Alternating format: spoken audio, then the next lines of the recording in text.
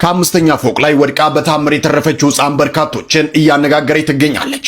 የፈጣሪን ድንቅ ታምር እየተመለከታችሁ ለጥንቃቄ ይሆን ዘንድ ይህንን ቪዲዮ ለብዙዎች ሼር ማድረጋችሁን አትርሱ። ከአምስት ቀን በፊት እግር ኳሳዊ ኮከብ ስንቶቻችሁ ታውቃላችሁ? በተለይም ደግሞ በዘንድሮ የዓለም ዋንጫ ላይ በብራዚል ቪዲዮ ማስጠፋት በፍጹም የሚቆም ነገር የለም። በተለይ በአክሱም ጉዳይ አሰላሙ አለይኩም ወራህመቱላሂ ወበረካቱ። ውድና የተከበራችሁ አህሉ ዝክር ሚዲያ ቤተሰቦች እንደምናችሁ፣ ሁሉ አማን፣ ሁሉ ሰላም፣ ሁሉ ሸጋ፣ ሁሉ መልካም እናለውላችሁ። እናም በሌላ አዳዲስ ቪዲዮ መተናል። ለቻናሉ አዲስ ሆናችሁ ሰብስክራይብ ያደረጋችሁ እናም ላይክ ሼር ያደረጋችሁ እስከ መጨረሻው ተከታተሉን። አሁን ወደ ቪዲዮ በማስጠፋት በፍጹም የሚቆም ነገር የለም። በተለይ በአክሱም ጉዳይ አክሱም የሁላችንም ጥያቄ ነው። አክሱም ላይ በተወለዱበት በኖሩበት አገር ላይ መቀበሪያ ቦታ መስገጃ ቦታ አጥተው እነሆ 12ኛ ሳምንት እንኳን አልፏቸዋል ጁማዓ ሶላትን ከሰገዱ።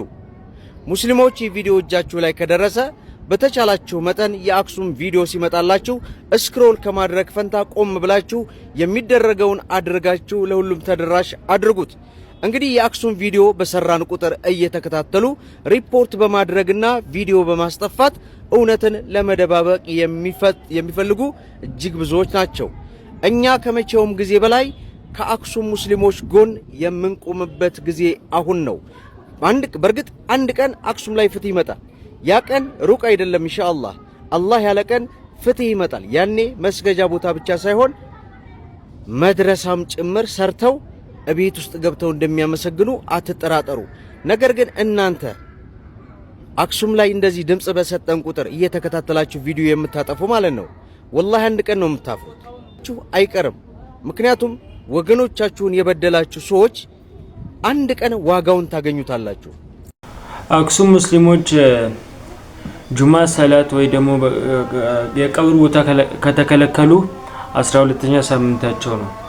ይህ ማለት 3ኛ ወራቸው ማለት ነው። እናም አንድ ቀን አላህ ካለ ጁማን በነጻነት ይሰግዳሉ እናም መቀበሪያ ቦታ ያገኛሉ። አላህ ከነሱ ጋር ነው። በቅርቡ ደግሞ ኢንሻአላህ ጥሩ ዜና እንሰማለን። አሁን ወደ ቀጣይ ቪዲዮ። አረ ያጅማ ፈራው፣ በጣም ፈራው። አሁን ለ4-5 ጉዳይ ነው ከጠዋቱ 8 ሰዎች ሞተው ቀብራቸውን ለያዙ ቤተሰቦቻቸው መጡ። 10 ሰዓትና 12 ሰዓት ላይ ግን ስንት ሰው ይሞታል? በዚህ ሳምንት ደግሞ የምናስተናግዳቸው ሟቾች በሙሉ በተኙበት ሞተው ተገኙ ከሞቱ 2 ቀን ሆናቸው ሳይታወቅ የሚሉ ነገር በጣም በዝቷል። እኛ ግን እየሰማንም እያየንም እየተማርን አይደለም። አሁን አንድ በቅርብ የማውቀው ጓደኛዬ በጣም ምርጥ ልጅ ሞቱ ብለው ያው አሁን ነገሩኝ። አሁን ጀናዛውን ለማጠብ ቁጭ ብዬ ጠበቅኩኝ። እስከዛ ግን ለማስታወስ ቪዲዮ ሰራ። አረ ያጅማ ወደ አላህ እንመለስ፣ ተውበት እናድርግ። ያ የምቀብርበት ጉድጓድ ነገር አስፈርቶኛል፣ አሳስቦኛል፣ አስጨንቆኛል። ያ አላህ ያ የሚያስፈራው ጠባቡ ጉድጓድ ጠያቂ የሌለበት ቤተሰብ የሌለበት ወዳጅ የሌለበት በጣም ነው የሚያስፈራው። ወንድሞቼ እህቶቼ ወደ አላህ እንመለስ፣ ተውበት እናድርግ።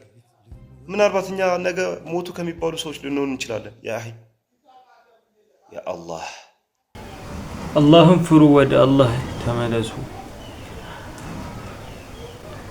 ነገ ቀብር ውስጥ የሚያጋጥመን አናውቅም። ነገ ብቻችንን ስንሆን አሁን ሰው አገኘ ወይ ጓደኛ አገኘን ብለን ማስያ ስንሰራ ነገ ደግሞ እዛ ብቻችንን ነን። አላህ ይጠብቀን፣ አላህ ሂዳያውን ይስጠን። አሁን ወደ ቀጣይ ቪዲዮ። ስለዚህ እግር ኳሳዊ ኮከብ ስንቶቻችሁ ታውቃላችሁ? በተለይም ደግሞ በዘንድሮ የዓለም ዋንጫ ላይ በብራዚል ላይ ያስቆጠራት ድንቅ ጎል ዓለም ስለሱ እንዲጠይቅ አድርጓል። ስለሱም ሁሉም እንዲረዱ ሆኗል። መራመድ የማይችል ታዳጊ እንደነበረ ስንቶቻችሁ ታውቃላችሁ? ሱብሃንአላህ።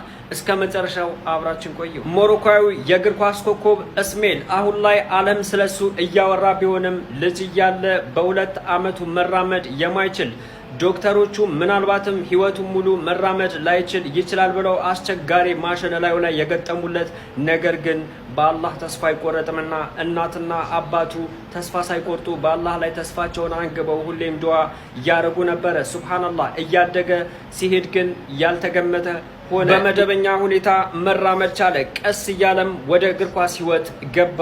አሁን ላይ ብዙዎች ሊያስፈርሙት የሚፈልጉ ብዙ ታላላቅ የዓለም ክለቦች ሊያስፈርሙት ጥያቄ ያቀረቡለት ወሳኝ የእግር ኳስ ተጫዋች ሆነ።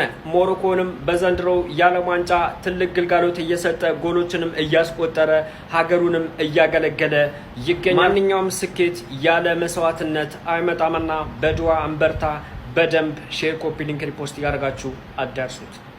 አሁን ወደ ቀጣይ ቪዲዮ። ከአምስተኛ ፎቅ ላይ ወድቃ በታምር የተረፈችው ሕፃን በርካቶችን እያነጋገረች ትገኛለች።